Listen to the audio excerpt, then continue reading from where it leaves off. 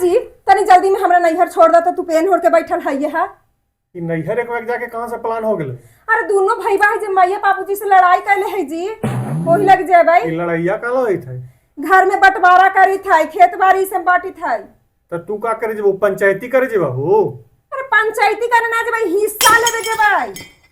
बाप रे बाप, ई नैहरवा में हिस्सा तू काला लेवे जाओ? हमरा तो नैहर के हिस्सा ना चाहिए। हमरा चाही आ काहे न लेबै? ओ खानिए दोनों का खाली मिलता है, हमरा ना माय बाप में अधिकार है, हम भी लेबै। तो ई लड़ाइया काला हो जे कुछ पता हो?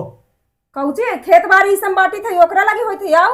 ओकरा ला होइत है कि पटना में बाबूजी जमीन लेल थुआ, ओकरे में 18 लाख के कर्जा हो, ओही ला लड़ाइया होई तो कि कर्जावा के उतारते? तो हमरा ओकरा से का मतलब है? हम जाए भाई खेत बाड़ी से बटाइते हम चले भाई। हाँ तो जे हिस्सा में जमीनवा संपत्ति सब बटतो ना बाबूजी के, उतने हिस्सा में कर्जावो सब उतारे ला। तो सोच ले, 3 भाई बहन है ना, हाँ। तो 6-6 लाख पर तो 6 लाख रख ले है। हम कुछ के देबै? हैं? तो काहे ना देबहू? संपत्ति लेवला मुंह में फाड़ के जाइत हो, उनकर कर्जावा के उतरता थी?